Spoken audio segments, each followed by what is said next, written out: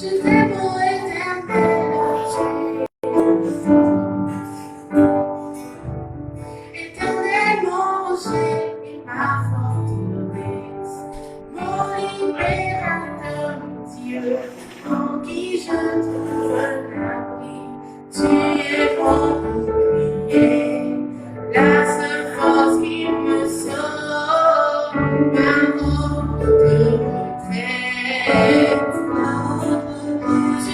ma retraite, ma retraite. Tu es ma retraite face à la maladie. Tu es ma retraite, ma retraite, ma retraite. Tu es ma retraite face à cette pandémie. Tu es ma retraite face au coronavirus. Tu es ma retraite, ma retraite, ma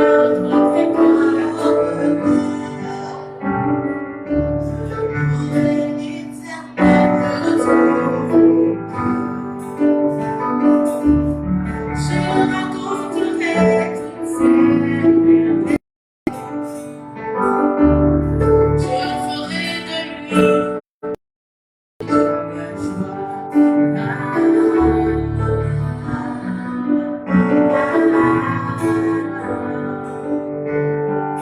Je t'aime, ô éternel, tu es ma force. Éternellement, je ma forteresse, mon libérateur, mon Dieu, en qui je trouve l'abri. Tu es mon bouclier, la seule force qui me sauve, ma retraite. Tu es ma retraite, ma retraite. Tu es ma retraite, ma retraite, ma retraite. Tu es ma retraite, ma retraite, ma retraite.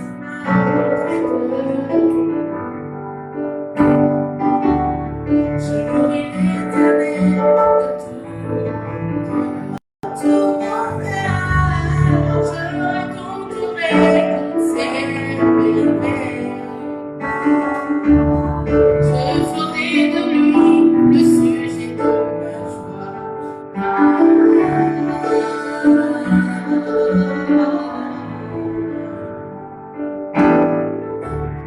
Je t'aime, ô éternel, tu es ma force. Éternellement, j'ai ma forteresse, mon libérateur, mon Dieu, en qui je trouve l'abri.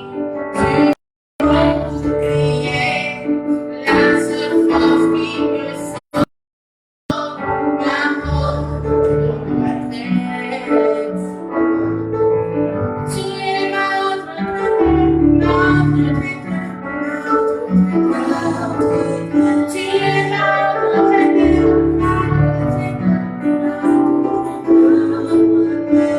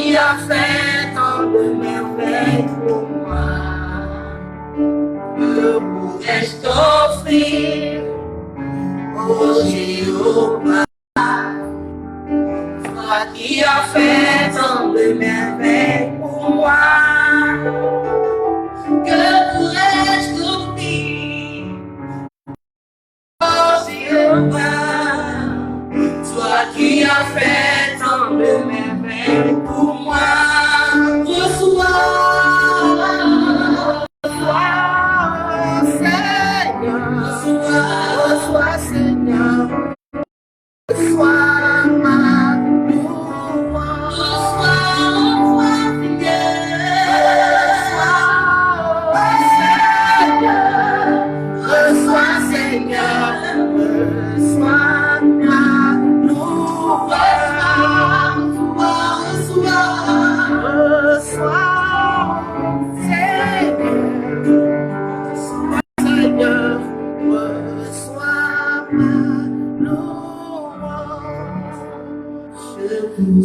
bénis au nom de notre Seigneur Christ.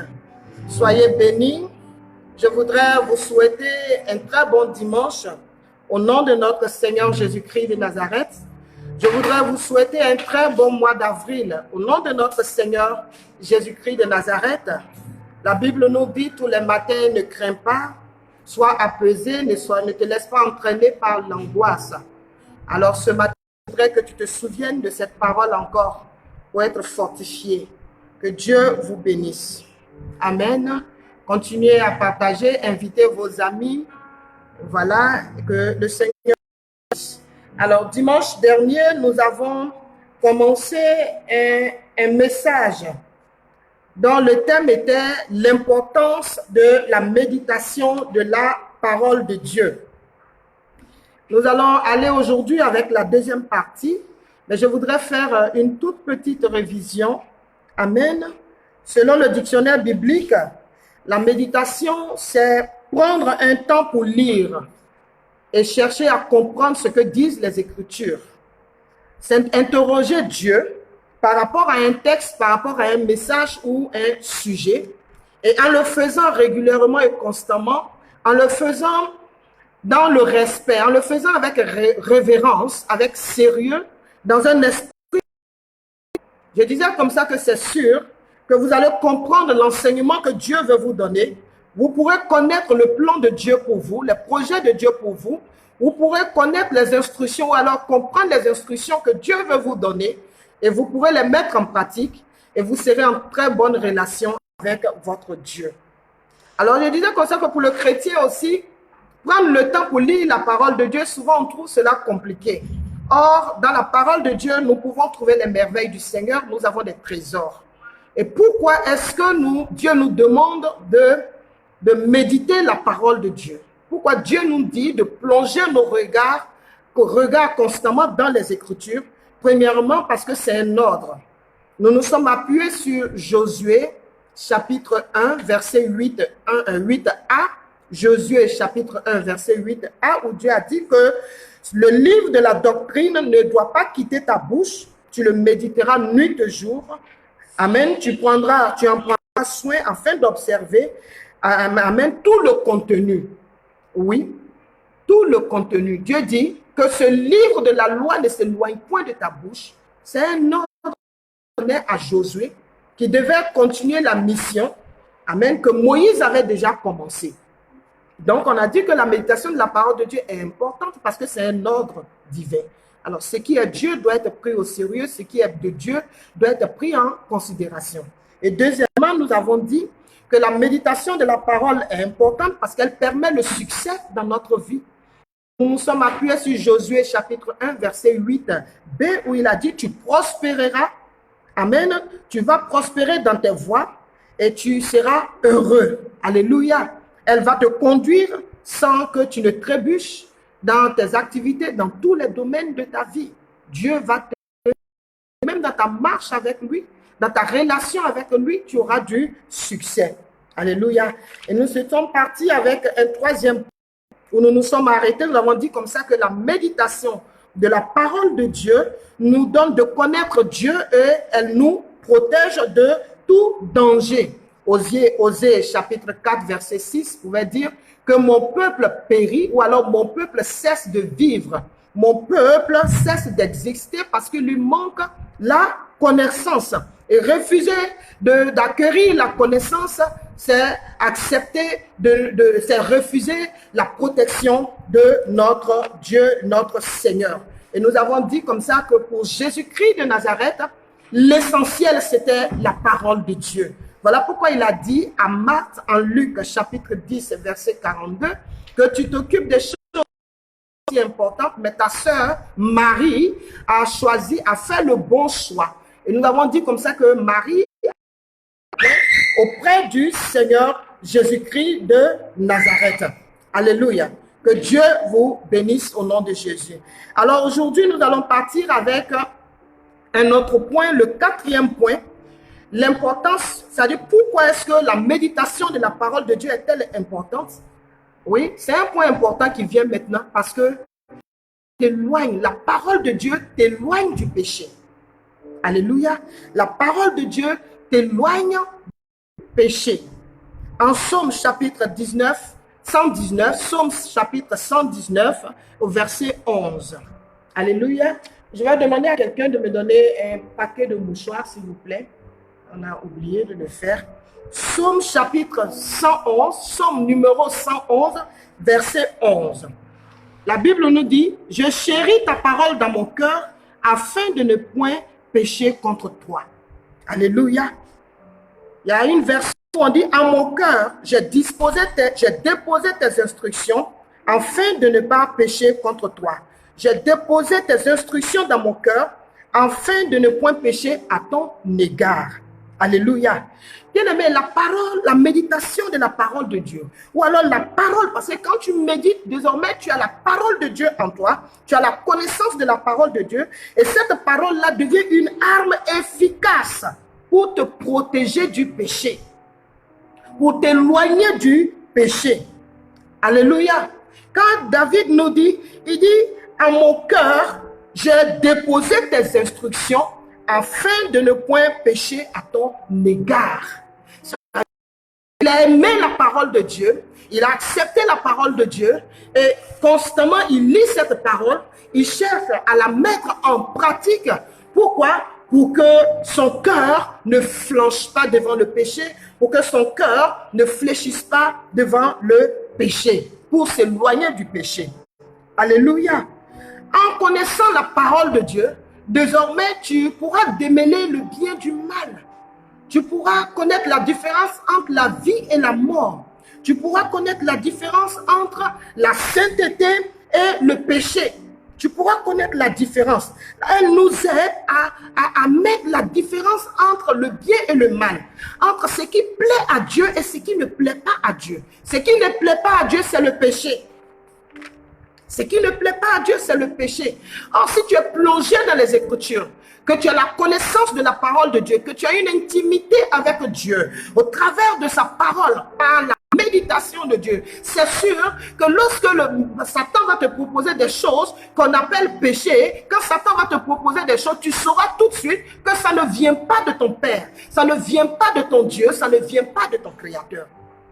Alléluia. Mais si tu ne connais pas la parole, si tu n'as pas une vie de méditation, si tu n'as pas une intimité avec la méditation de la parole de Dieu, bien-aimé, le péché, tu vas trouver que le péché est bon. Tu ne connaîtras pas ce qui vient de ton Père. Et c'est dangereux. Alors pourquoi il dit que celui qui, il dit, vous périssez parce que vous manquez la connaissance. Or, le péché tue. Le péché nous amène à la mort. Alléluia. Le péché nous détruit. Nous devons aimer la parole de Dieu. Cette parole-là, quand nous l'aimons, elle permet à nos pensées d'obéir à Dieu et de vomir ce qui n'est pas de Dieu. Alléluia. Cette parole-là ouvre notre esprit.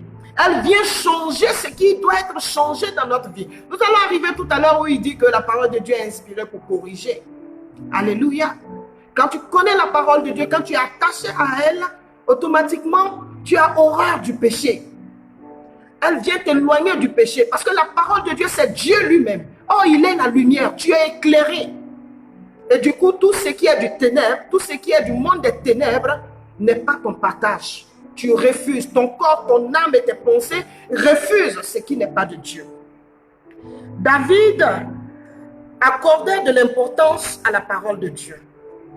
Nous allons partir en Psaume numéro 119 toujours. Amen. Au verset 11 que nous venons de lire, nous allons continuer au verset 26. Nous allons lire le verset 26. Amen. David a beaucoup d'importance à la parole de Dieu. Il accordait une grande importance. Il prenait la parole de Dieu au sérieux parce qu'il a découvert les vertus qu'il y avait dans la parole de Dieu. Il a découvert cela. Alors, au verset 11 qu'on vient de lire du numéro 119 du livre de Psaume, il a dit que je chéris dans mon cœur la parole de Dieu. Alléluia. Il chérit dans son cœur. Dans son cœur la parole de Dieu. Chérir quelqu'un, c'est aimer quelqu'un. S'attacher à chérir quelqu'un ou quelque chose, c'est aimer la chose ou aimer quelqu'un, s'attacher à la chose ou à la personne. être toujours heureux d'être avec la personne, prendre la personne au sérieux ou la chose au sérieux. Alléluia. Au verset 26 du numéro 119 du livre de Psaume, encore, il dit, enseigne-moi tes statuts. Verset 26 de Psaume 119. Il dit, enseigne-moi tes statuts. Au verset 33, toujours avec le Psaume 119, il dit encore, enseigne-moi tes lois. D'abord, il dit, je chéris dans mon cœur ta parole. Ensuite, il dit, enseigne-moi tes statuts. Au verset 33, il dit, enseigne-moi tes voies, enseigne-moi tes lois, enseigne-moi tes statuts. Au verset 68, il continue encore là, il dit, enseigne-moi tes statuts encore. Au verset 108, il dit encore, enseigne-moi tes lois encore, enseigne-moi tes statuts. David demandait constamment à Dieu de l'enseigner. David demandait à Dieu d'être son enseignant, d'être son professeur, d'être son maître. Alléluia. Enseigne-moi tes lois. Mais la parole, c'est sa parole. En plongeant tes regards dans cette parole chaque jour, tu connaîtras les préceptes de Dieu, les commandements de Dieu. Alléluia. Tu pourras être éclairé, tu feras le bon choix. Tu pourras démêler le bien du faux, la sainteté du péché. Tu pourras faire la différence. C'est très important. Amen. David disait constamment, enseigne-moi tes lois. Pourquoi? Parce qu'il ne voulait pas s'éloigner de la parole de Dieu. Il ne voulait pas s'éloigner de Dieu. Il voulait rester connecté à Dieu en tout lieu et en toutes circonstances. C'est le bon choix, bien-aimé. C'est le bon exemple que tu dois aussi adopter. Alléluia. C'est le bon choix que toi et moi, nous devons faire. Nous devons aimer Dieu au travers de sa parole. Alléluia. Alors, s'éloigner de la parole de Dieu, c'est s'éloigner de Dieu et c'est se livrer au péché. Amen. S'éloigner de la parole de Dieu, c'est s'éloigner de Dieu lui-même, c'est s'éloigner de Dieu et c'est d'accepter de s'approcher du péché, se livrer au péché. Alléluia. Alors, si tu ne veux pas te livrer au péché, si tu ne veux pas que Satan contrôle ta vie par ses œuvres, bien-aimé, attache-toi au Seigneur. Connecte-toi à Dieu. Aie une vie de méditation profonde de la parole de Dieu. Plonge tes regards dans la parole de Dieu. Au nom de Jésus de Nazareth. Alléluia. Plus tu méditeras la parole de Dieu, plus tu méditeras la parole de Dieu, plus tu seras proche de Dieu. Plus tu seras proche de Dieu, tu connaîtras ce Dieu. Alléluia. Et plus tu connaîtras Dieu, bien-aimé, plus tu vas marcher dans la vérité. Le péché ne sera pas ton partage. Alléluia. C'est très important. Nous devons aimer les Écritures. Nous devons plonger constamment nos regards dans la parole de Dieu. Connaître les plans de Dieu, les projets de Dieu, les instructions de Dieu, les préceptes de Dieu. Nous devons constamment plonger nos regards dans les Écritures. Il ne descendra pas comme ça avec sa robe blanche. Voilà pourquoi il nous a donné la Torah, il nous a donné la loi. Pour qu'avec cette parole-là, nous puissions être en relation, en harmonie avec ce Dieu grand, avec lui. Que Dieu te bénisse. Alors, cinquièmement, la méditation de la parole de Dieu est importante. Pourquoi? Parce qu'elle procure de la joie. Toi qui constamment as les regards plongés dans les Écritures et qui marche selon les préceptes de Dieu, qui obéit, parce que nous ne devons pas nous borner simplement à la lire, mais nous devons aussi mettre en pratique ce que nous dit les Écritures, ce que nous dit la parole de Dieu, ce que nous dit Dieu au travers de sa parole.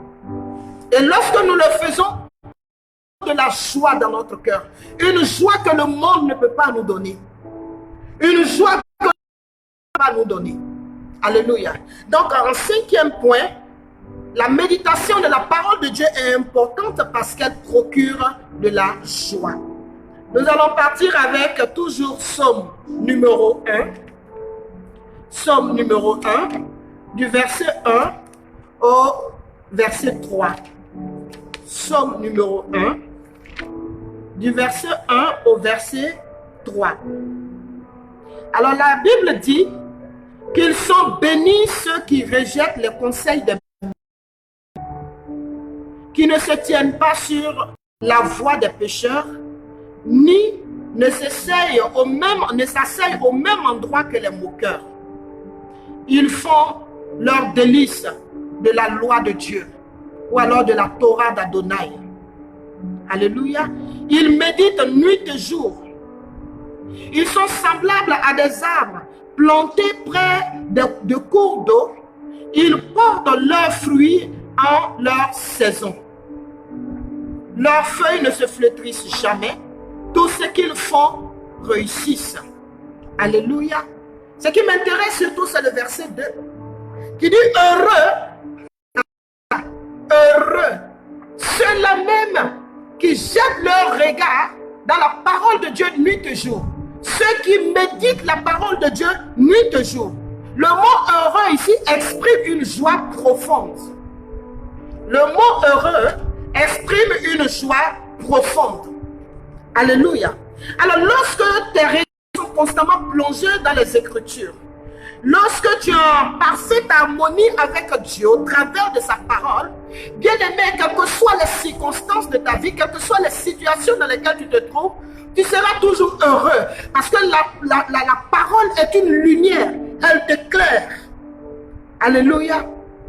Quand il dit heureux, ceux qui méditent la parole de Dieu nuit et jour, ici, Dieu voudrait exprimer une joie profonde que va expérimenter celui-là même qui médite cette parole, qui sait, qui chérit la parole de Dieu dans son cœur, qui dans son cœur tous les jours, au nom de Jésus-Christ de Nazareth. Alors, le psaume numéro 119, verset 62, vous allez voir que la Bible dit « Je me réjouis dans ta présence ». Psaume numéro 119, verset 62. Je me réjouis dans ta présence. Le psaume 119, verset 111. La Bible nous dit encore que la parole de Dieu est la joie dans mon cœur.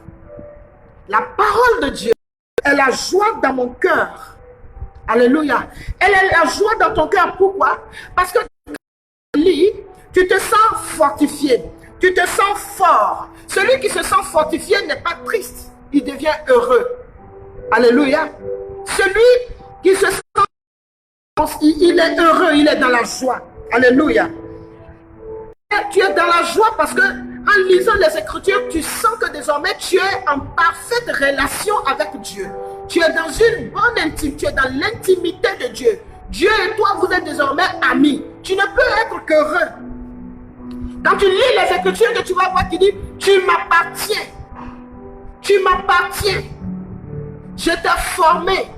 Tu m'appartiens pas. Je suis avec toi. Ou alors quand tu commences par déconner, que tu lis les Écritures, Dieu te dit, ça c'est mauvais, ça c'est bien, ça c'est mauvais. Tu es éclairé. Du coup, tu connais la différence entre le bien et le mal. Et puisque tu es sage, tu choisis le bien. Et tu seras toujours heureux. Alléluia. Tu te sens proche de ton Créateur. Désormais, tu vas voir que ta foi en Dieu est nourrie. Alléluia. Ta foi en Dieu est nourrie. Les gens te regarderont, ils ne te comprendront pas. Parce que avec les yeux physiques, ils connaîtront peut-être la situation que tu vis, les difficultés que tu traverses. Ils connaissent un peu ta vie. Mais quand ils te regardent physiquement, ils voient ces choses. Mais en même temps, il y a un fond de joie, il y a un fond, quelque chose qui te fait briller. Il fait qu'on ne peut pas te dire que tu es dans la détresse. Tout simplement parce que il y a un Dieu avec qui tu es connecté. Il y a un Dieu avec qui tu as une très bonne relation. Du coup, tu es heureux. Même dans le manque, tu es heureux. Paul pouvait dire, je sais vivre dans le manque comme dans l'abondance. Dans la disette comme dans l'abondance, je sais vivre. Tu es heureux. Parce que tu connais ce Dieu. Tu es avec lui. Tes regards sont constamment plongés dans les Écritures. Dieu a le temps constamment de te parler. Alléluia. Tu te sens comblé. Même quand il y a un vide, tu te sens comblé. Parce que Dieu occupe une grande partie, une grande place, une grande position dans ta vie. Une place importante dans ta vie. Quand tu lis les Écritures, automatiquement toute la place est donnée à Dieu. Alléluia. Quand le Seigneur te...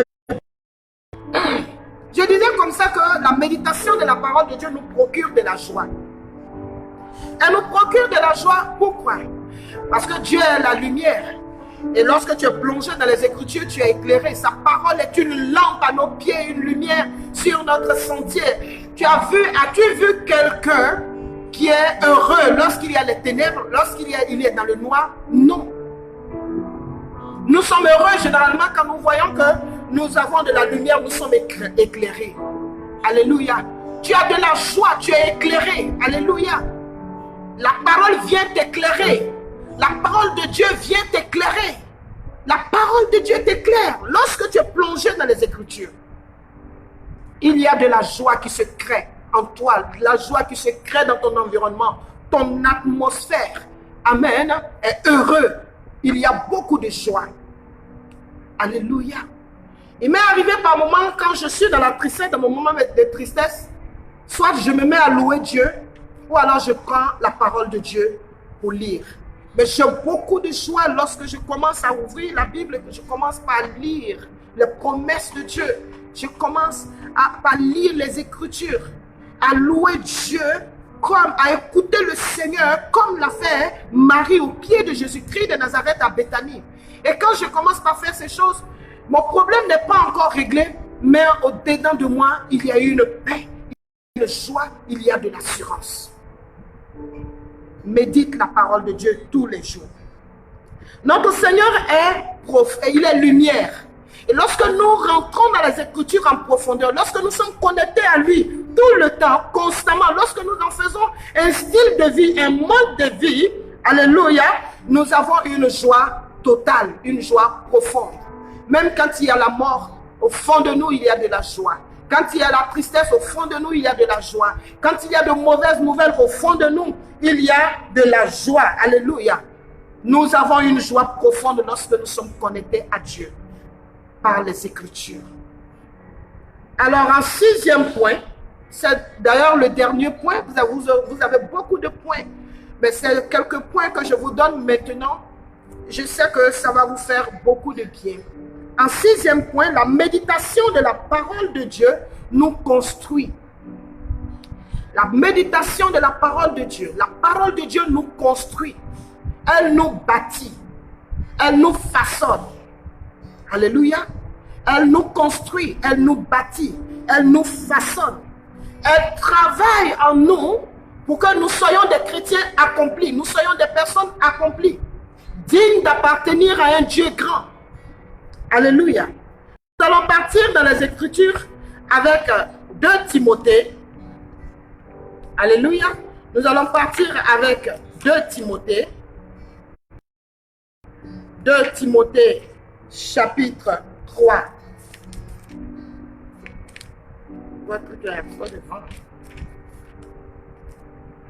Nous allons partir avec 2 Timothée chapitre 3.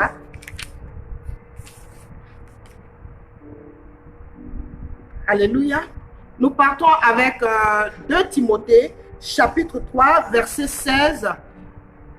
Amen. 2 Timothée, chapitre 3, verset 16 à 17.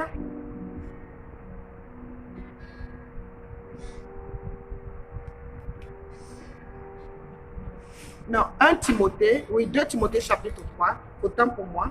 Voilà. 2 Timothée, chapitre 3, verset 16 à 17.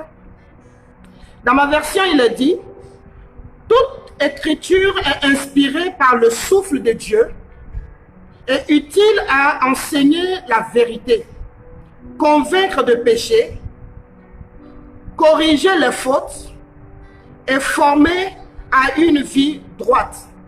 Ainsi, quiconque appartient à Dieu sera parfaitement équipé, mené à bien toute bonne œuvre. Alléluia, je reprends. Toute écriture est inspirée par le souffle de Dieu et utile pour enseigner la vérité, convaincre de péché, corriger les fautes et former à une vie droite. Ainsi, quiconque appartient à Dieu sera parfaitement équipé, mené à bien toute bonne œuvre. Alléluia. toute bonne œuvre. D'abord, premièrement, il dit pour enseigner. Il dit que la parole de Dieu a été inspirée par le souffle de Dieu pour, premièrement, enseigner. Alléluia. Enseigner, c'est tenir un discours en vue d'instruire.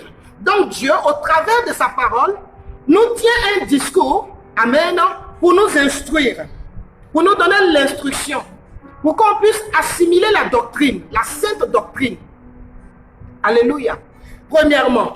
Et deuxièmement, il dit pour convaincre. Amen. Pour convaincre. La parole de Dieu est là pour nous convaincre de péché.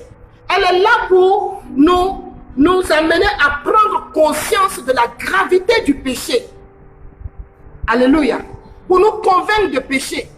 C'est-à-dire, la parole de Dieu est là pour t'amener, toi qui m'écoutes, toi qui m'entends, et moi-même qui te parle, pour nous amener à comprendre ou alors à prendre conscience de la gravité du péché. Alléluia. Mais si tu n'es pas attaché à la parole de Dieu, si tu ne connais pas cette parole, tu ne la comprends pas, rien du tout. Pour toi, le péché sera une bonne chose. Et pour finir, tu vas tomber dans l'iniquité. Alléluia. Mais si tu as constamment plongé, tes regards sont constamment plongés dans la parole de Dieu, bien-aimé, tu verras la vérité, tu comprendras, tu prendras conscience. Alléluia. Et tu sauras que le péché n'est pas une bonne chose. Alléluia. Que le péché met une séparation entre toi et Dieu. Que le péché est notre ennemi. Que le péché ne nous permet pas d'être en connexion avec Dieu. Tu connaîtras cela. Donc la parole de Dieu est là pour t'emmener à connaître la sainte doctrine, pour t'instruire, pour te convaincre de péché, pour prendre conscience que le péché est une mauvaise chose. Et en lisant les Écritures, qu'est-ce qui est péché, qu'est-ce qui n'est pas péché, tu pourras connaître parce que tout cela se trouve dans les Écritures. Alléluia. Ensuite, il dit pour corriger. Quand le professeur prend un devoir à la feuille d'un élève et qui commence par corriger, amen, il supprime ce qui n'est pas bien. Et avec le bic rouge ou un autre bic, un bic d'une autre couleur, alléluia, il écrit la vraie réponse. Donc corriger, c'est supprimer les erreurs, c'est reformer, rectifier. Donc la parole de Dieu est inspirée, amen, pour te corriger, pour créer une réforme dans ta vie, pour te donner un nouveau caractère. Alléluia. La parole de Dieu apporte une amélioration dans ton caractère. Mais si tu n'es pas attaché à la parole de Dieu, tu as un vilain caractère, tu as un sale caractère. Alléluia. Tu n'es pas plongé dans les Écritures. Le temps de lire les Écritures, prendre la parole de Dieu au sérieux. Voir Dieu au travers de la parole de Dieu. Pour toi, c'est trop compliqué. Bien-aimé, tu es en train de vieillir avec ton sale caractère. Alléluia. Oh, Dieu il veut créer une réforme dans ta vie. Il veut rectifier les choses, corriger les choses dans ta vie. Il ne descendra pas du ciel avec sa robe blanche. Mais au travers de ses Écritures, il est présent pour t'éduquer, pour te former, pour t'enseigner, pour te corriger, pour supprimer ce qui n'est pas de lui et te donner ce qui est bon, pour dire voilà comment tu dois marcher, voilà ce que tu dois faire. Mais si tu n'es pas attaché à la parole de Dieu, c'est difficile. Alléluia.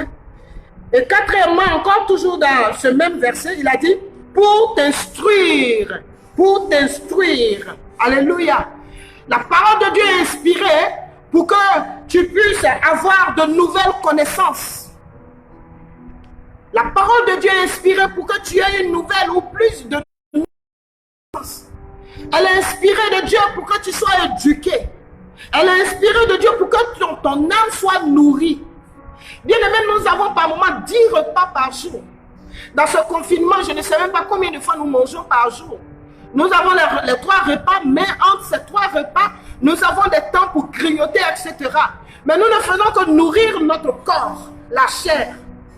Alléluia. Mais ton âme a besoin de nourriture. Et c'est la parole de Dieu. Alléluia. C'est la parole de Dieu. Donc, il dit qu'il envoie sa parole pour t'enseigner, pour te convaincre de péché, pour t'amener à prendre conscience, amen, que le péché est mauvais. Alléluia. Il vient par sa parole pour apporter une correction dans ta vie, pour supprimer ce qui n'est pas de lui et apporter ce qui est bon, t'éclairer, te montrer le bon chemin. Alléluia. Alors, en lisant les Écritures comme ça, en profondeur, en prenant du temps, en mettant du sérieux dans la parole de Dieu, bien aimé, tu es enseigné sur les voies de Dieu. Le plan de Dieu, amen, t'est révélé. Le plan de Dieu t'est révélé. Comment tu dois marcher? À Josué, la condition pour réussir la mission est que le livre de la loi ne s'éloigne pas de ta bouche. Nuit et jour, médite-le. Médite-le. Prends soin de la parole de Dieu et mets-la en pratique. C'est alors que tu auras ma protection. C'est alors que tu auras le succès. C'est alors que tu auras la victoire. C'est alors que tu vas moi-même me connaître. Chaque jour, je serai avec toi pour te conduire. Mais si tu n'es même pas attaché à Dieu au travers de sa parole, bien-aimé, c'est compliqué. Alors si tu es sage, fais le bon choix maintenant, pendant que tu entends cet enseignement. Comme David, il dit, je la chéris dans mon cœur. Je l'ai déposée dans mon cœur, afin de ne point pécher à son égard. Afin de ne point pécher contre Dieu, j'ai serré la parole de Dieu dans mon cœur. Tu peux lire des journaux, tu peux lire plusieurs livres, il y a beaucoup de choses que nous faisons, mais nous n'avons pas le temps pour la parole de Dieu. Revenons à la parole de Dieu, l'essentiel. C'est ce qui est vital pour notre vie. Alléluia. Au nom de notre Seigneur Jésus-Christ de Nazareth. Attaché à la parole de Dieu, tu es enseigné sur la voie de Dieu. Alléluia. Tu deviens un homme fort, tu deviens un homme posé, tu deviens quelqu'un qui est stable, quelqu'un qui n'est pas troublé, entraîné par l'angoisse ni par la peur. Quelles que soient les nouvelles qui viennent, tu es sage, tu es serein, tu es posé, tu n'as pas peur. Que tu es plongé, tu as plongé tes regards dans les Écritures. Tu connais ton Dieu, tu connais les saisons. Tu as une lecture des temps et des saisons. En ce moment-là, partout où tu te trouves, quel que soit ce qui arrive, tu sais pourquoi ça vient. Alléluia. Tu entends la voix de ton Dieu. Tu reconnais sa voix. Tu sais ce qu'il est en train de te dire. Et tu sais ce que tu dois faire. Mais si tu n'es pas attaché à Dieu au travers des Écritures, tu ne le connais pas. Tu ne peux même pas entendre sa voix. Tu ne le connais pas. Tu n'auras même pas la lecture des saisons, la connaissance des saisons. Tu n'auras rien de toutes ces choses. Tu seras un homme perdu. Tu vas cesser d'exister. Tu vas périr parce que l'ennemi va te distraire.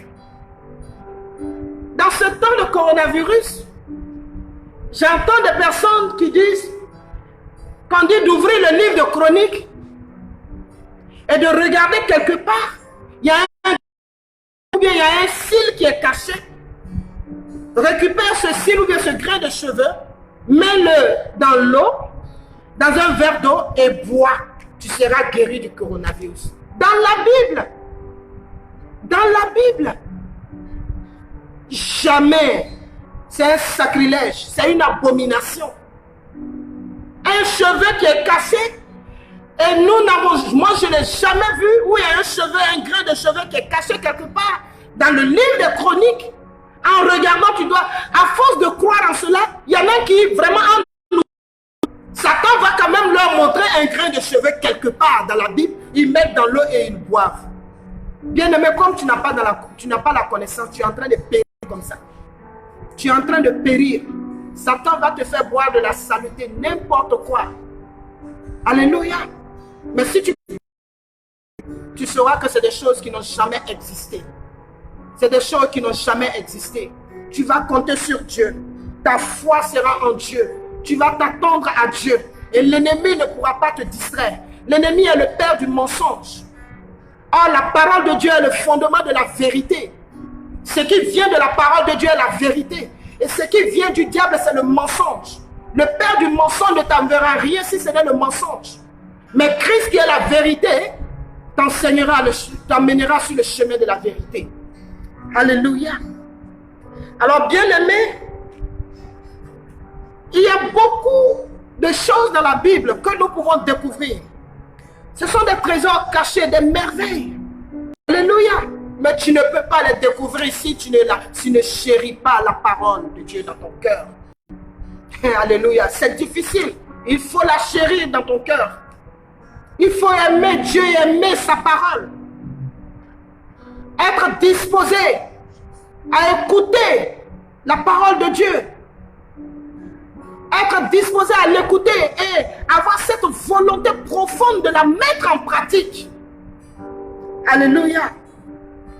Seulement tu dois savoir qu'on ne peut pas connaître la parole de Dieu un seul coup ou alors en un seul jour et même en une année. Nos pères, tous ceux qui nous ont précédés et ceux qui vivent encore en ce siècle présent, en ce temps, en cette période, continuent encore de découvrir Dieu au travers de la parole. Ça ne peut pas se faire en un seul jour. Alléluia.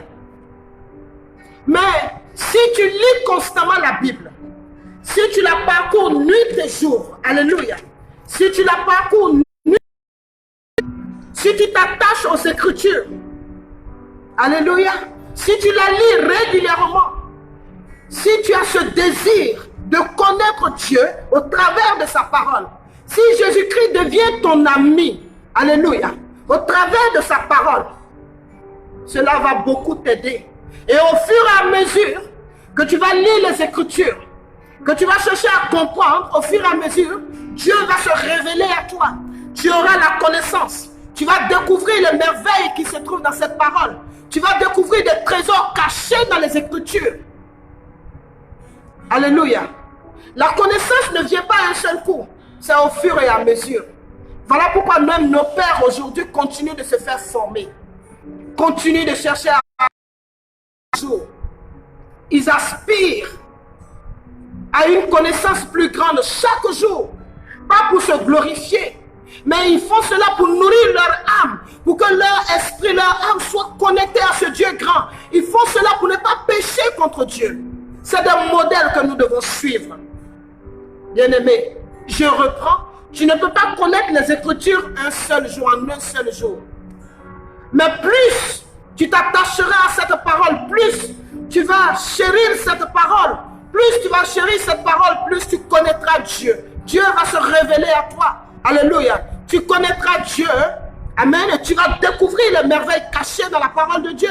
Les trésors de Dieu cachés dans sa parole. Tu vas découvrir toutes ces choses. Tu pourras développer en toi le fruit de l'esprit, le caractère de Dieu. Le fruit de l'esprit, le caractère de Dieu. Alléluia. C'est magnifique. Alors pourquoi souvent j'aime ce chant qui dit « Je sais que la Bible est vraie. Je sais que la Bible est vraie. » Alléluia. Elle est la parole du Seigneur. Je la serre dans mon cœur. Alléluia. Est-ce qu'on peut me chanter ce cantique en une minute? Je sais que la Bible est vraie. Oh, alléluia. Je sais que la Bible est vraie. Elle est la parole de la vie. Je la porte dans mon cœur. Je sais que la Bible est vraie. Je sais que la Bible est vraie. Et la parole du Seigneur, je la porte dans mon cœur. Alléluia. Elle est vraie. Je l'aime parce qu'elle fait du bien à mon âme. Elle fait du bien à mon environnement. Elle fait du bien à mon cœur. Alléluia. Je l'aime parce qu'elle est la vraie nourriture. Elle est ce qu'il y a de merveilleux. Nous pouvons manger tous les repas de ce monde, mais ce repas n'a pas meilleur goût que la parole de Dieu. La parole de Dieu est la vraie nourriture. Elle a une arme, un remède, une arme puissante que nous pouvons utiliser face à l'adversité. Alléluia. Elle est une protection pour nous. En Matthieu chapitre 4, verset 4, notre Seigneur Jésus-Christ lui-même a utilisé la parole comme un remède, comme une arme pour confondre Satan. Il a dit que l'homme ne se nourrira pas seulement de pain, mais de toute parole qui sort de la bouche de Dieu. Alléluia. La parole de Dieu est un remède, est une arme puissante, bien-aimé. Il faut l'utiliser. Il faut l'aimer, il faut t'attacher à cette parole. Nous continuons à 1 Timothée chapitre 4, verset 13. 1 Timothée chapitre 4, 13 qui dit, en attendant que je vienne, accorde toute ton attention à la lecture des Écritures publiques. Alléluia. En attendant que je vienne, accorde toute ton attention, alléluia, à la lecture des Écritures en public. Jusqu'à ce que je vienne, amen, jusqu'à ce que je vienne, accorde toute ton attention à la lecture des Écritures, à la parole de Dieu. Ou alors applique-toi, entraîne-toi constamment dans ce domaine. Jusqu'à ce que je vienne, dit les Écritures, applique-toi à la lecture de la parole de Dieu. Que ce soit pour toi un mode de vie, que ce soit pour toi un style de vie. Quand tu te lèves le matin, que tu as le souffle de vie, dis gloire à Dieu, dis Baruch Hashem, merci Seigneur. Mais en même temps, tu dois jeter les regards dans les Écritures. C'est une boussole pour toi. C'est elle qui va te montrer le chemin que tu dois prendre. C'est elle qui va te guider. Et partout où tu te trouveras, cette parole est comme une lampe éclairée pour que ton pied ne se cogne à aucune pierre, pour que tu ne trébuches point. La parole de Dieu. Et souvent nous la négligeons. Pourtant, c'est très efficace que Dieu a mis à notre disposition. Une arme puissante que nous avons à notre portée. Elle est l'essentiel.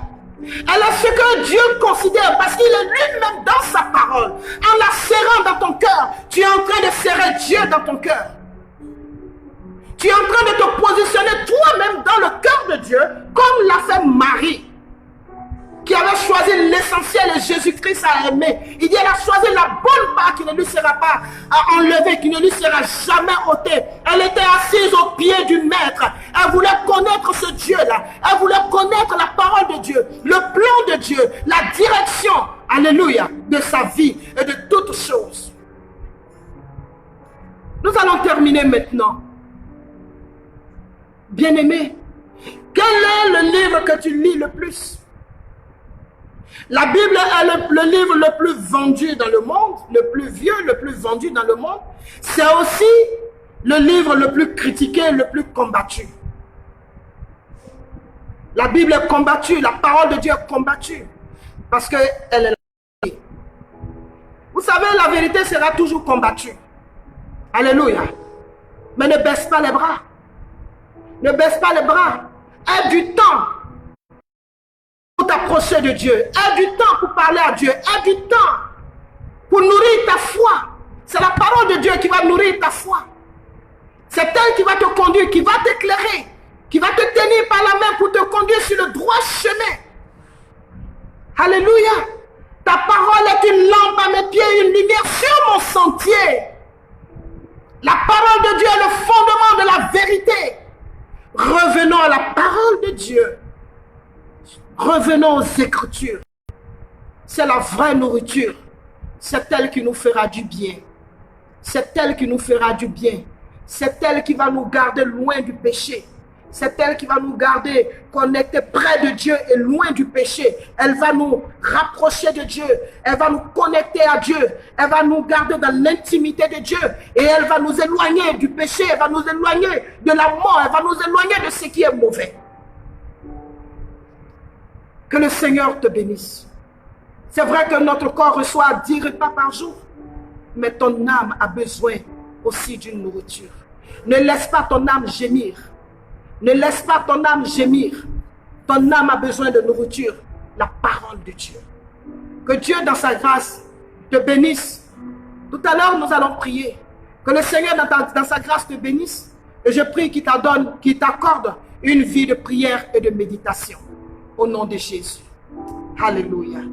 Alors là où tu te trouves, présentement, je voudrais, comme ça, que toi et moi, nous puissions prier pour quelques sujets, quelques points, peut-être 3 points de prière. Nous allons élever la voix vers Dieu pour prier. Je voudrais que tu commences à prier pour dire à Dieu de t'aider, alléluia, de t'aider à avoir une vie de méditation de la parole de Dieu. Que ce soit un mode de vie pour toi. Commence par prier avec moi. Oh Père, je veux t'honorer, je veux te célébrer, je veux te magnifier, je veux exalter ton Saint-Nom. Ta parole est une lampe à nos pieds, une lumière sur nos sentiers. La Bible nous dit aussi que le fondement de la parole de Dieu, c'est la vérité. En Matthieu 4,4, notre Seigneur dit que l'homme ne vivra pas seulement de pain, mais de toute nourriture, de toute parole qui sort de la bouche de Dieu. Elle est l'essentiel pour nous, Seigneur. Et nous l'avons négligée. Je voudrais te demander pardon, parce que nous avons négligé ta parole. Pardonne-nous. Aide-nous, Seigneur, à compter de ce matin, à être des hommes et des femmes qui chérissent cette parole. Donne-nous d'être des hommes et des femmes qui aiment Dieu et qui chaque jour plongent le regard dans les Écritures et posent des questions à Dieu et ont la réponse et acceptent de mettre en pratique cette parole de Dieu. Au nom de Jésus. Seigneur, aide-nous à aimer ta parole. Aide-nous à t'aimer et à aimer ta parole, Seigneur, dans laquelle tu es. Tu es dans ta parole. Aide-nous, Seigneur. Au nom de Jésus. Bien-aimé, tu vas prier. Si c'est le sommeil, ou bien c'est ton travail, tes activités, ton époux, ton épouse ou tes enfants, si ce sont eux qui t'empêchent d'avoir du temps, de mettre de côté un temps pour pouvoir lire les Écritures et comprendre, parler avec de sa parole, tu vas prier ce matin que toutes ces distractions-là s'arrêtent. Que tout ce qui t'empêche d'avoir une vie de méditation, tout ce qui t'empêche d'aimer la parole de Dieu, se taise désormais au nom de Jésus-Christ de Nazareth. Commence par prier avec moi. Père éternel, je viens vers toi. Je veux serrer ta parole dans mon cœur. Alors que tout intérêt se taise, tous mes intérêts se taisent, tout ce que j'affectionne mieux que ta parole, plus que ta parole se taise. Au nom de Jésus-Christ de Nazareth, tout ce que j'aimais plus que toi, mon Dieu, se taise. Donne-moi d'avoir du temps pour toi. Donne-moi d'avoir du temps pour toi. Donne-moi d'avoir du temps pour toi, oh mon Seigneur. Donne-moi d'avoir du temps, Seigneur Jésus-Christ de Nazareth. Donne-moi d'avoir du temps, oh mon Dieu et mon roi. Donne-moi d'avoir du temps, Seigneur. Donne-moi d'avoir du temps pour plonger mes regards dans ta parole. Et pendant que je serai en train de méditer, Seigneur, la parole de Dieu, donne-moi de la comprendre, de t'aimer, de l'aimer, de la comprendre et de la mettre en pratique, Seigneur. Au nom de Jésus. Je prie que toi et moi, ce matin, qu'à partir d'aujourd'hui, qu'on ne se borne pas seulement à écouter la parole de Dieu, mais que l'Esprit de Dieu nous donne la sagesse afin que nous la mettions en pratique. Au nom de Jésus-Christ de Nazareth. Donne-nous de bénéficier des trésors, des merveilles qu'il y a dans ta parole, qu'il y a dans les Écritures. Donne-nous de bénéficier de cela. Au nom de Jésus-Christ de Nazareth. Oh Seigneur Jésus-Christ de Nazareth, tu es notre Dieu, tu es notre roi. Si nous nous éloignons de ta parole, nous nous rapprochons du mal, nous nous rapprochons du péché, nous nous rapprochons de ce qui ne t'honore pas. Donne-nous de t'aimer, d'aimer ta parole, de nous approcher de toi chaque jour. Que la méditation de la parole de Dieu et la mise en pratique des Écritures soit pour nous un style de vie. Soit pour nous un style de vie. Au nom de Jésus-Christ de Nazareth, donne-nous Seigneur, de faire le bon choix. De faire le bon choix. Donne-nous de faire le bon choix. Parce que c'est ça la bonne part, comme tu l'as dit. Donne-nous de gagner des points auprès de toi, comme l'a fait Marie à Béthanie, sœur de Lazare. Seigneur Jésus-Christ de Nazareth, nous te prions que ce qui n'est pas de toi s'éloigne de nous. Ce qui venait, oh papa, détourner nos regards, ce qui venait captiver nos pensées, ce qui venait nous empêcher, Seigneur, de t'aimer et d'aimer les Écritures, soit brisé désormais, s'arrête désormais, au nom de Jésus-Christ de Nazareth. Nous voulons être des chrétiens accomplis. Nous voulons être des hommes et des femmes forts. Père éternel, que tout ce qui nous empêche d'être des hommes et des femmes, Seigneur, accomplis, soit brisé. Au nom puissant de Jésus-Christ de Nazareth. Nous te bénissons, Papa. Gloire et honneur à toi. Au nom de Jésus. Nous allons encore prier. Il y en a qui disent, je lis la Bible. Je lis, je ne comprends rien. Quand je lis, je n'arrive pas à comprendre, je ne reçois rien. Maintenant, là, tu vas changer de manière. Peut-être que tu veux lire à la hâte. Ou alors, pendant que tu es en train de lire, tu n'as pas donné tout le temps à Dieu. Alléluia. Ou alors, si c'est un esprit qui t'empêche aussi de connaître la parole, amen, ce matin, nous allons prier. Alléluia. Tu vas prier là où tu te trouves. Mets ta main sur ta tête et demande à l'Esprit de Dieu désormais de te contrôler. Que l'Esprit de Dieu contrôle ta vie. Que l'esprit de mort ne contrôle pas ta vie. Au nom de Jésus-Christ de Nazareth, que le voleur qui vient voler ses semences, cette bonne parole en toi, parce que le voleur veut t'empêcher d'être en connexion avec Dieu. Alors tu vas prier ce matin que le voleur soit vaincu, que ses œuvres s'arrêtent, que désormais tes pensées soient connectées à Dieu, que tu aies le langage de la prière, que tu aies la connaissance des Écritures, que tes oreilles entendent et connaissent la voix de ton berger. Au nom de Jésus-Christ de Nazareth, prie pour cela ce matin. Oh Seigneur, nous te bénissons. Nous te rendons toute la gloire. Nous te célébrons, toi qui es notre Dieu, toi qui es notre... Nous venons vers toi ce matin, afin que tu nous aides à comprendre ta parole, à lire ta parole et à la comprendre. Au nom de Jésus-Christ de Nazareth, quand nous lisons les secrets, donne-nous, oh Seigneur, de cerner les secrets qu'il y a là-dedans, de les comprendre et de les mettre en pratique, Seigneur.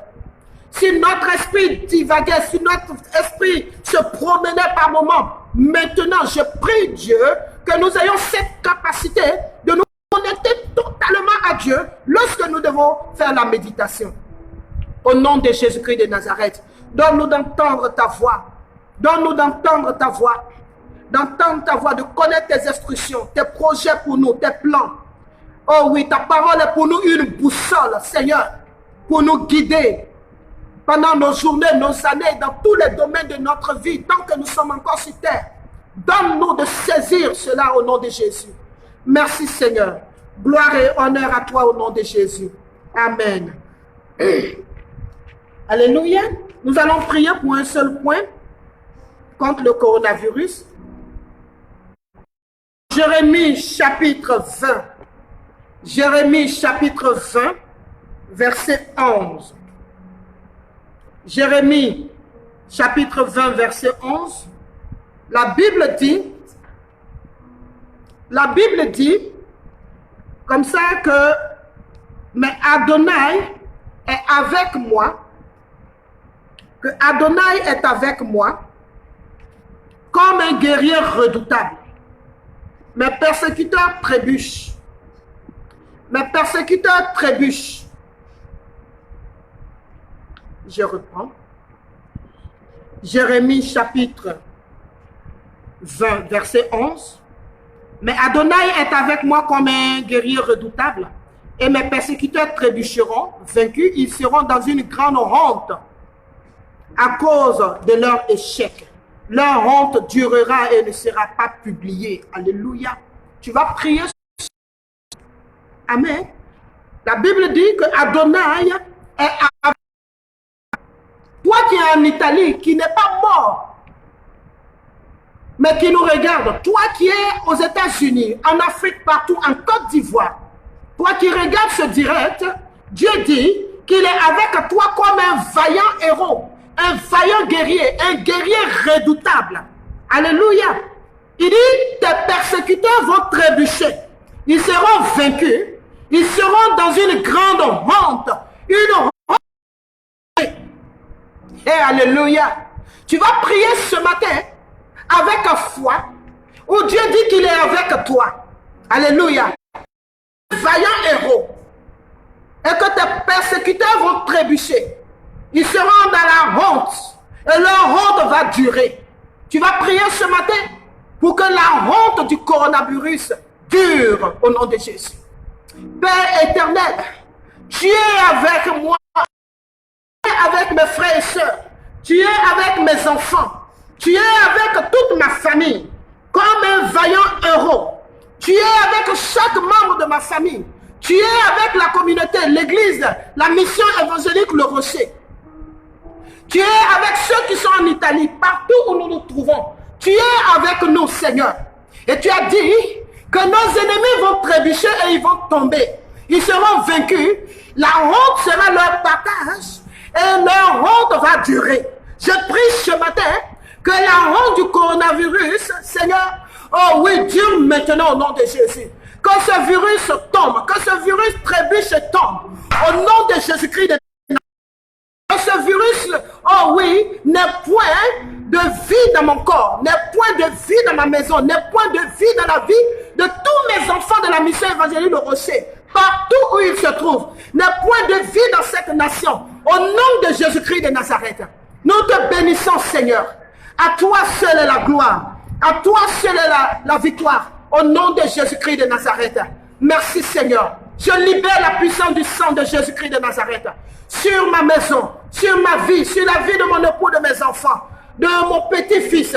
Je libère la puissance du sang de Jésus sur tous les pasteurs de la mission Évangélique Le Rocher et leurs épouses, leurs enfants, sur tous les responsables de département, tous les membres de l'église, la mission Évangélique Le Rocher, ceux qui sont en Italie, qui sont en Europe, aux États-Unis, au Cameroun, partout, en Côte d'Ivoire. Je libère la puissance du sang de Jésus sur tous les Ivoiriens, sur nos pères spirituels. Je libère la puissance du sang de Jésus sur tous ceux qui vivent en Côte d'Ivoire. Au nom de Jésus-Christ de Nazareth. Père éternel, merci. Parce que tu es Dieu. Et nous croyons que nous t'invoquons. Et tu agis dans nos vies au nom de Jésus. Alléluia. La Bible dit que lors du passage de la mer Rouge, ah oui, l'armée de Pharaon a été noyée, mais le peuple de Dieu n'a pas été noyé. Nous allons prier. Tu vas prier pour que tu ne sois point noyé. Que tu ne sois point noyé par ce fléau. Que la Côte d'Ivoire ne soit point noyée par ce fléau. Que les Ivoiriens ne soient point noyés par ce fléau. Que tes finances ne soient pas noyées par ce fléau. Que tes entreprises ne soient pas noyées par ce fléau. Ta santé ne soit point noyée par ce fléau. Au nom de Jésus-Christ de Nazareth. Que tout esprit derrière ce virus soit brisé au nom de Jésus-Christ de Nazareth. Merci Seigneur. À toi la gloire et la louange. Viens régner dans nos cœurs. Prends le pouvoir en ce jour, Seigneur. Prends le pouvoir en ce jour. Fais ton entrée de façon triomphale dans mon cœur. Fais ton entrée de façon triomphale dans cette communauté. Fais ton entrée de façon triomphale dans cette nation. Fais ton entrée de façon triomphale dans tous les paramètres de notre vie. Et règne, Seigneur. Règne en maître, Seigneur. Règne en Seigneur. Règne en Seigneur. Nous avons besoin de ton secours, Père. Nous avons besoin de ta grâce, Seigneur. Nous avons besoin de ton secours, Père. L'ennemi veut que la Côte d'Ivoire soit noyée par ce virus. Nous disons non au nom de Jésus. Nous disons non au nom de Jésus. Nous disons non au nom de Jésus-Christ de Nazareth. Merci Seigneur. Gloire et honneur à toi. Gloire et honneur à toi au nom de notre Seigneur Jésus-Christ de Nazareth. Merci Papa. Que ton nom soit glorifié. Que ton nom soit glorifié. Pour vous qui travaillez, je prie Dieu que Dieu sécurise votre travail. Pour vous qui faites des affaires, où présentement tout s'est arrêté, je prie Dieu que entreprises ne meurent pas. Je prie que vos entreprises ne meurent pas. Je prie que vos sources de revenus ne tarissent pas au nom de Jésus. Que vos sources de revenus ne tarissent pas au nom de Jésus. Je prie Dieu que la maladie ne frappe pas vos portes. Je prie Dieu que la maladie n'entre pas dans vos maisons. Au nom de Jésus-Christ de Nazareth, je prie Dieu que vos anges soient mis à l'œuvre. Que vos anges soient mis à l'œuvre pour votre protection au nom de Jésus. Que vos anges soient mis à l'œuvre pour votre protection au nom de Jésus. Que Dieu dans sa grâce soit votre maître, s'établisse dans vos cœurs, dans vos vies et règne en majesté. Au nom de Jésus-Christ de Nazareth, je prie Dieu que le lion de la tribu de Juda règne dans vos cœurs, règne dans vos maisons. Au nom de Jésus, que tout combat dans vos vies s'arrête. Toute guerre dans vos vies s'arrête. Toute guerre physique comme spirituelle, guerre financière, matérielle, se taise au nom de Jésus-Christ de Nazareth. Merci Seigneur. Dans ce temps de confinement, où les hommes et les femmes sont à la maison, je prie Dieu que ceux qui jusque-là n'arrivaient pas à féconder, ceux qui n'avaient pas d'enfants, que dans ce temps, Dieu puisse vous unir davantage et que vos semences puissent donner vie, vos semences puissent parler au nom de Jésus-Christ de Nazareth. Je prie maintenant que tous ceux qui n'arrivaient pas à enfanter, que dans ce temps de confinement, que les femmes tombent enceintes, que les femmes tombent enceintes, que les femmes tombent enceintes, que la stérilité meure, que la stérilité meure, que la stérilité soit brisée au nom de Jésus-Christ de Nazareth. Tous ceux qui jusque-là attendaient un enfant n'arrivaient pas à enfanter, que dans ce temps de confinement, que l'Éternel Dieu vous rende fécond, vous rende fécond, vous rende fécond, vous rende fécond. Au nom puissant de Jésus-Christ de Nazareth, tu es notre Dieu, tu es notre roi, tu es notre Seigneur. Sois élevé, ô Père éternel, sois glorifié, ô notre Seigneur. Béni sois-tu. Élisabeth était stérile, très avancée aussi en âge avec Zacharie. Tu leur as donné d'enfanter. Notre patriarche Abraham, oh oui, était très avancé en âge, mais tu leur as permis d'être féconds. Oh Jésus-Christ de Nazareth, nous te prions Seigneur, que tous ceux qui n'arrivent pas à enfanter, conçoivent maintenant, conçoivent maintenant, conçoivent maintenant. Si c'était les semences de l'homme qui ne parlaient pas, que ces semences-là parlent maintenant merveilleusement, au nom de Jésus-Christ de Nazareth, comme les semences de Jacob ont parlé. Et Joseph est venu au nom de Jésus.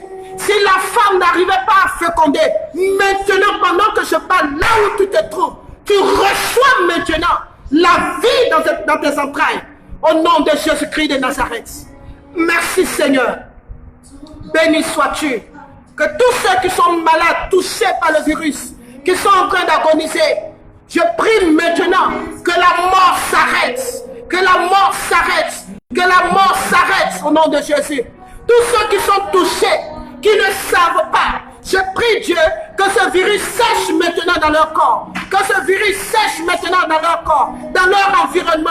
Que ce virus sèche et meure. Au nom puissant de Jésus-Christ de Nazareth. Merci Seigneur. Béni sois-tu, Adonai. Je prie pour tous nos enfants de l'école du dimanche. Que leur vie soit gardée, leur vie soit sécurisée. Je prie pour tous les membres de cette communauté que vos vies soient gardées et sécurisées. Que Dieu pourvoie à vos besoins. Que Dieu pourvoie à vos besoins.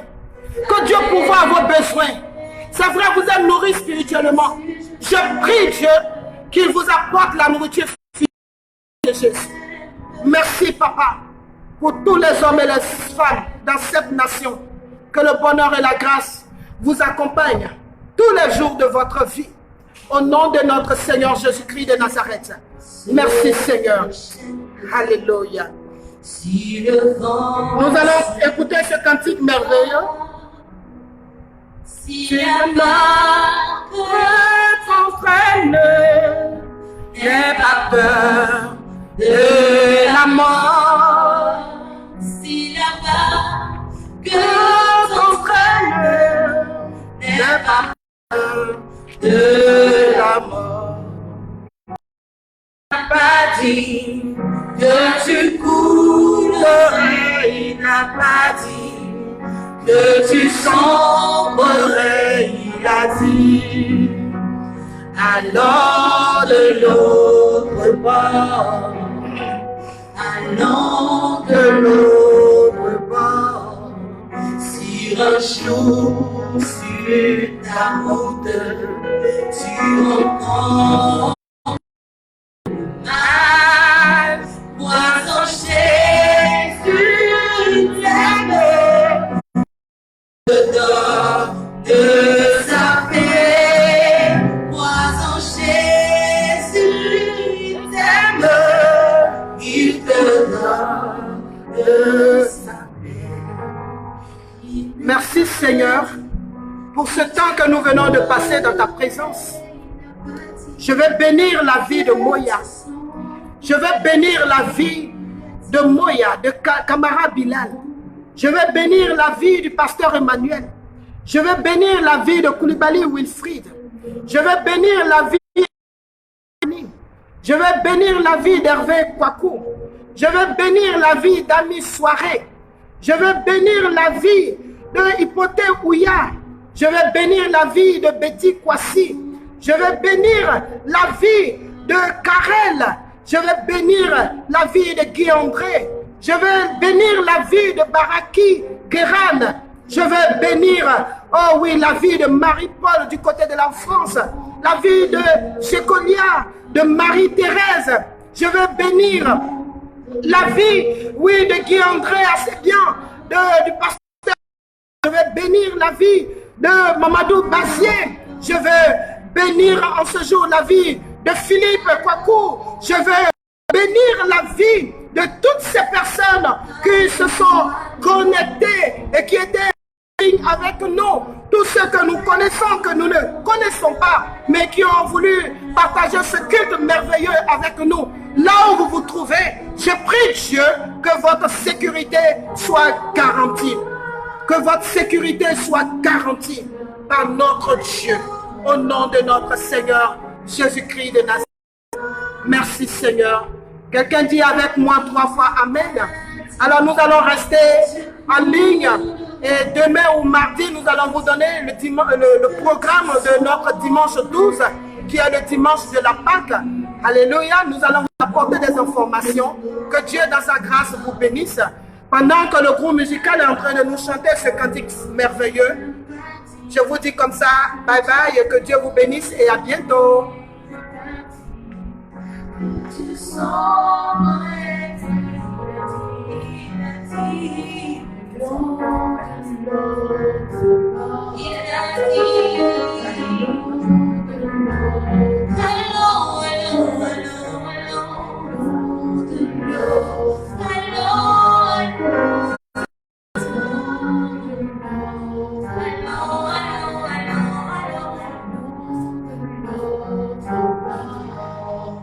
Il n'a pas dit que tu coulerais, il n'a pas dit que tu sombrerais, il a dit allons de l'autre bord.